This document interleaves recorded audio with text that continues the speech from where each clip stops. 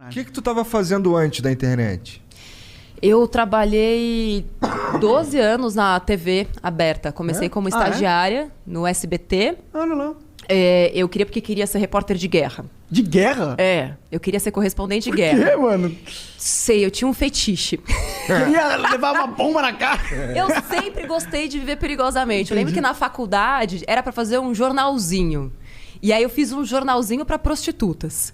E aí o professor falou pra mim, Natália, você tem ideias um pouco subversivas. Eu nem sabia o que significava e não tinha Google na época pra eu pesquisar. Mas achei interessante.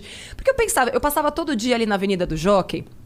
E eu ficava pensando, cara, essas meninas correm muitos riscos aqui. Então eu preciso levar um conteúdo pra elas que as alerte sobre os riscos que elas estão correndo. E, de repente, colocar uns anúncios, já pensando na empreendedora, uns anúncios do motel mais seguro, sex shop e tudo mais. Eu falei, cara, isso aqui vai dar muito dinheiro. E aí o professor falou, não, Natália, isso aqui não vai dar muito certo. E aí eu sempre tive essas ideias meio diferentes. E eu lembro que na época da faculdade, eu fiz uma monografia comparando a cobertura da guerra do Iraque feita entre veículos distintos. E eu, super ingênua, né, vi que a cobertura da Folha e do Estadão eram completamente desproporcionais, assim. Parecia que nem era a mesma guerra que eles estavam cobrindo. Em que sentido? Você acha que... De um lado, passando um pano total, assim, nos Estados Unidos. Agora, eu não me lembro mais quem era quem ali. Claro. Não me lembro mesmo. E do outro, tipo, tinham 2 repórteres, depois eu até comprei o livro deles lá... Fogo em Bagdá, eu vou lembrar o nome do repórter fotográfico que até escreveu um livro tal depois sobre a cobertura da guerra. E tipo, uma coisa que parecia muito mais real e algo assim meio tipo, parecia que só estavam pegando da Reuters e traduzindo. Entendi. Aí vou eu, toda fanfarrona, né? Ligo na Reuters, aí tipo, oi, tudo bem? Meu nome é Natália, eu tô fazendo aqui uma monografia. Gostaria que você falasse sobre a sua parcialidade na cobertura da guerra do Iraque. Caralho. A pessoa, não tem parcialidade. Não, porque se eu fui na USP, peguei todos os jornais, assim, do ano inteiro. E assim, vi todos os jornais. Fiz todo um levantamento. Falei, não, é completamente diferente. Tem uma parcialidade aqui, porque esse jornal falou isso, aquele outro falou isso. E vocês falaram outra coisa.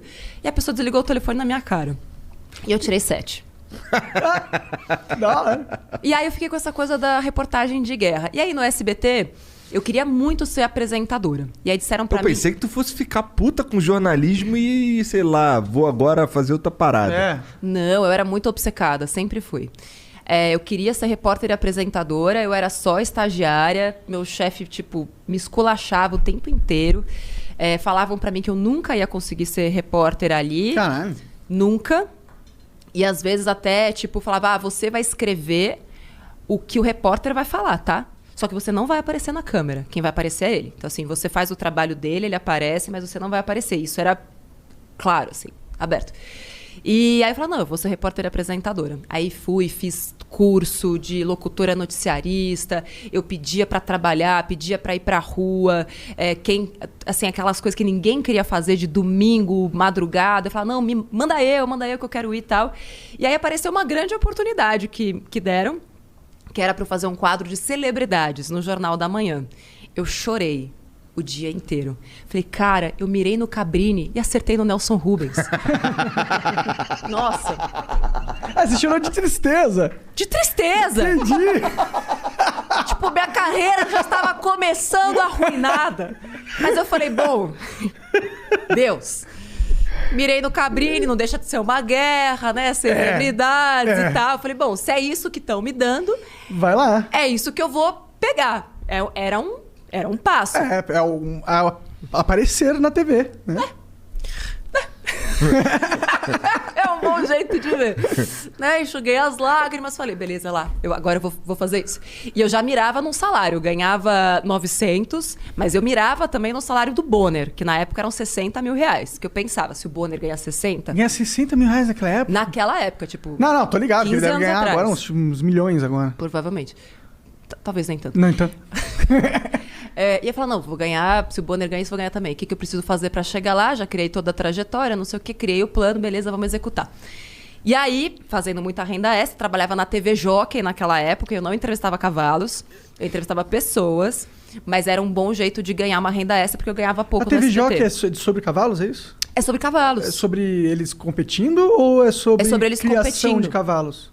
É, competições. Tem um Jockey Club aqui eu não em São manjo Paulo. muito, isso é coisa de rico, esse negócio de cavalo. É de coisa de ricos e, infelizmente, pessoas um pouco viciadas. Sábado, domingo e segunda. E aí, enfim, foi uma boa oportunidade que eu vi também, agarrei. Era eu, uma câmera no teto, pombas pousando assim na câmera, um microfoninho, e eu ficava, tipo, num radinho, agora mais pra direita, mais pra esquerda. Essa era a minha vida na TV Jockey, enfim. E eu lá no SBT, falei, não, preciso ser repórter e tal, não sei o quê. Beleza, fui fazer esse quadro, e aí eu pedia cada vez pra fazer mais coisas. Não, eu quero ir pra rua, eu quero ser repórter, né? Eu quero ir pra guerra, aquela coisa, né? E aí, depois de uns 2 anos, surgiu uma vaga na Record. E aí, uma menina que tinha saído do SBT foi pra lá. Ela sabia que eu me virava nos 30. E aí, naquela época, eu ganhava uns R$2.500, fazendo um monte de hora extra. Eu tinha 2 empregos no SBT. Eu trabalhava das 9 da manhã a 1 da tarde e das 4 da tarde a 1 da manhã, porque eu fazia 2 programas diferentes. E aí, ele tocou meu telefone. E você dormia? Eventualmente. Mas eu tava focada. E eu precisava comprar meu apartamento à vista quando saísse da faculdade. Então eu tava virada no giraia pra juntar uma grana. Já tava investindo naquela época e tal. Então eu tinha um plano muito claro na minha cabeça. Por que você tinha isso? Por que você já... Seus pais te ensinaram essa parada? Não. O que te... Não, meus pais me deram... Não. Eu até conto isso no livro, né? E pra mim foi a melhor coisa que eles me deram. Tipo, eu queria tal coisa. Não. Cresça e apareça. Quando você tiver seu dinheiro, você faz. Hoje a gente não tem. Então, assim, nunca me faltou nada, mas nunca sobrou nada. Nunca teve, tipo, presente era Natal e aniversário. Passou de ano, eu lembro que tinha colegas da escola que, passou de ano com nota 10, ganha uma boneca. Passou de ano, nota 10, não fez nada além da sua obrigação. E isso forjou a mulher que eu sou hoje, né? Entendi. Porque aquilo mas você entendia de investir, você sabia que naquela... Porque o brasileiro não investe até hoje. Investe, você não fale isso, tá? Não. Porque a nós maioria... estamos mudando a vida financeira das pessoas no pouco. Com certeza. Mas se for comparar com os Estados Unidos, lá, proporcionalmente falando, e lá atrás era menos ainda. E você já tinha essa visão. Por quê? Como? Como que você tinha a visão de investimento? Você viu na TV? Não, eu tinha 8 anos. Dá tempo de contar as histórias todas? Olha, cara, o tempo é seu. O tempo é seu. Mas eu vou resumir a história toda. Eu tinha uns 7 anos. A gente estudava escola particular, somos em 3 irmãs em casa. Aquela coisa, né? Pra pedir desconto no atacado. Era aquela escolinha do bairro e tal, mas que bom, conseguimos estudar bem. Beleza. E aí tinha a rica da classe, assim, né? Era classe média e tinha a rica. E aí ela chegou e falou, meu pai fez uma poupança, eu tinha uns 7 anos, pra gente ter um carro quando a gente fizer 18 anos. Natália, visionária desde aquela época, falou, caralho, velho, um carro. E eu já queria fugir de casa desde aquela época. É sério, eu fazia planos já de fuga. Não, se eu levar uma maçã, eu preparava a mochilinha e tal. Caramba. E aí eu falei, beleza, eu preciso ter um carro com 18. E aí perguntei pros meus pais se eu tinha uma poupança que nem ela tinha pra comprar o carro. Meu pai falou, não, cresça e apareça. Imagina, auge da inflação, confisco da poupança, foi bem naquela época, ali 91, 92. Beleza. Eu falei, bom, então eu preciso... A gente é da mesma idade, então. Preciso dar os meus corre, eu sou de 85. Preciso dar os meus corre. Como é que eu vou fazer pra ter dinheiro pra comprar um carro aos 18? E aí, de vez em quando, meu avô vinha e dava, tipo, uma moedinha pra gente. Naquela época ainda era cruzeiro, um pouco depois, né, que virou real, ali em 94, 95. E aí eu falei, preciso de dinheiro. Comecei a juntar dinheiro, pequena mesmo. Já comecei a pedir pra trocar o presente de aniversário pra todo mundo por dinheiro. Guardava tudo num cofrinho. E aí eu ia juntando. Eu fazia cálculos e fazia...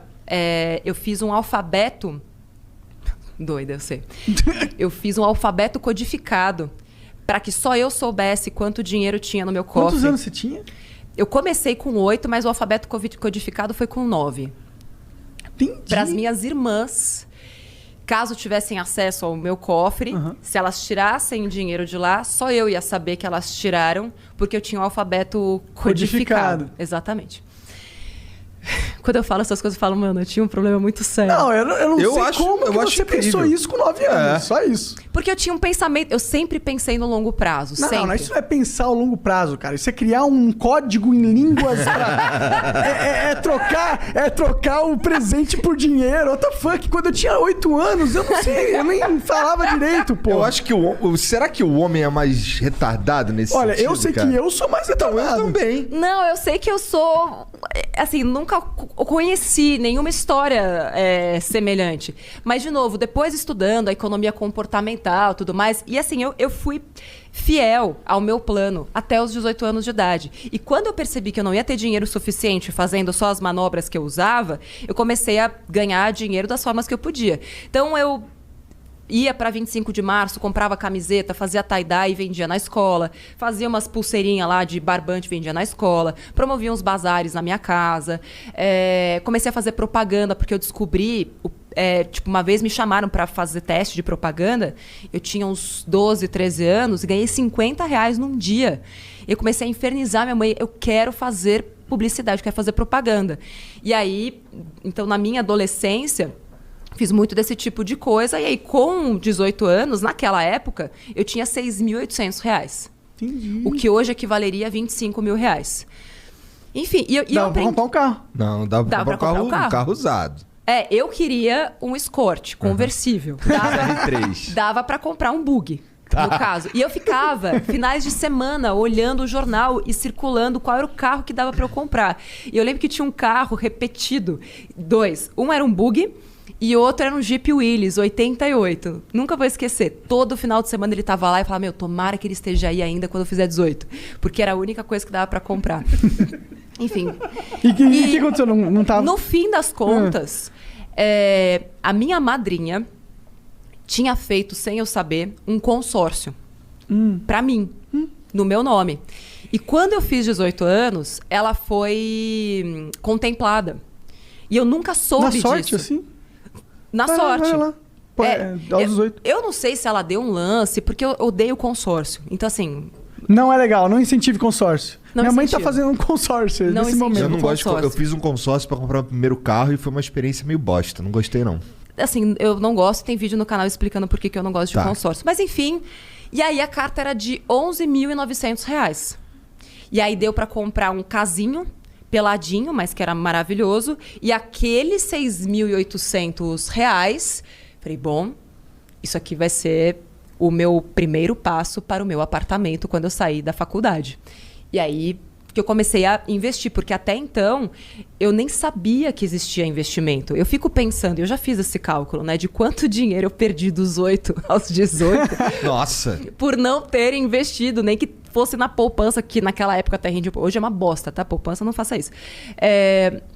Mas depois que eu fui entender que o dinheiro podia trabalhar para mim e que quanto mais eu me esforçasse com a força dos juros compostos, aplicando em bons investimentos, e fiz muita cagada como todo mundo, perdi dinheiro em fundos de investimento, porque brilhou o olho e tal. Mas foram todos esses aprendizados que hoje me proporcionam poder ensinar isso para as pessoas, porque é um conhecimento de vivências. E já estava dentro de você desde pequenininha, né? Pois é. Que engraçado isso, que loucura. É uma loucura mesmo, gente. Mas aí eu tô falando demais. Tu estudou... Tá falando desculpa, demais parei, mesmo. acabou. Caralho, que Beijo, cuzão. gente, tchau. Não, porra, é porque você acabou, cara. Foi o que ela falou.